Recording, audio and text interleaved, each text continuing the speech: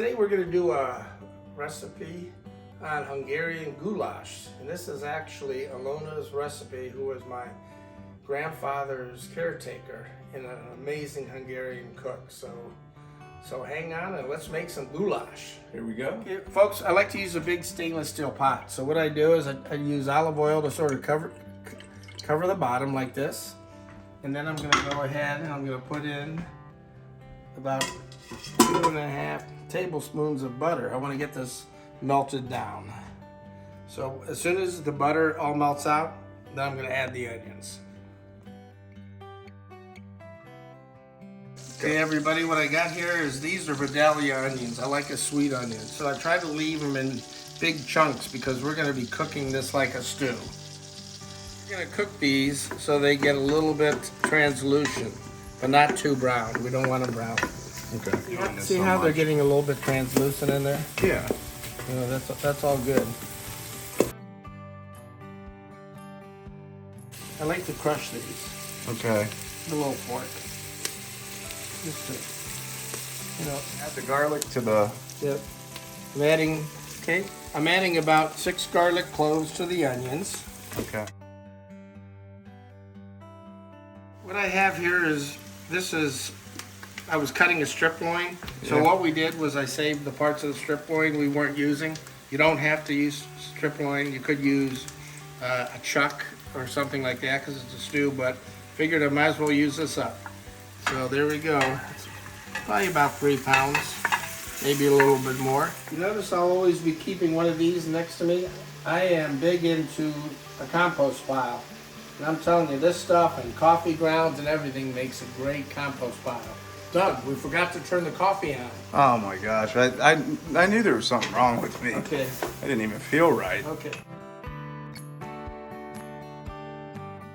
Okay, now we're going to talk about spices. I mean, there's a normal paprika, but this is one of my favorite. It's Hungarian hot paprika. Okay. Paprika that really gives it a good taste. So I'm going to put about 2 tablespoons in. Nice. Heaping tablespoons, because I love paprika. And then if my wife's not looking, A third? I put a little more. Did I mention I like paprika? Yeah, I think you did. Now I'm adding a heaping tablespoon of caraway seeds. Caraway seeds. Yep. And then fresh ground pepper. Oh man. Yep. Remember, the reason I do this is because spices release when they get hot. Okay. They release their flavor. Awesome. Now we're going to stir it up again, Doug. All right. Okay.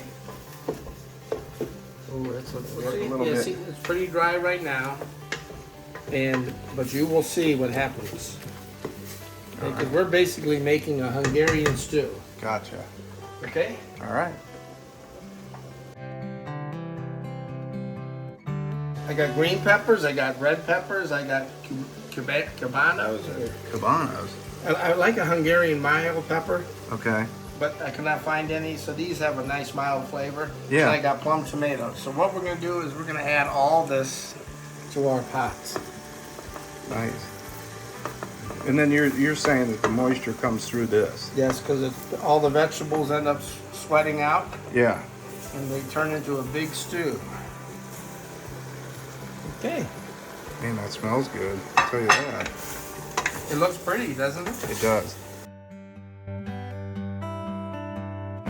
This is some beef paste. I love the paste. Okay. I'm putting just over a tablespoon. Yeah. Just to give it a little extra. You note I have not added any salt yet, so we will do that towards the end. Okay. Okay? This is what happens when you don't add water, because as these vegetables cook, they release water. There you go. Once you got everything in, how long are you going to cook this? That's a good question, Doug. I like to cook it. Usually it's 1 to 2 hours. I just like to get the meat tender. Yeah. It's just like any stew. And what heat are you on? I like it on hot, but I mean, I'm going to stick about medium. See, I'm asking real rookie questions because everybody knows out there I'm a rookie cook.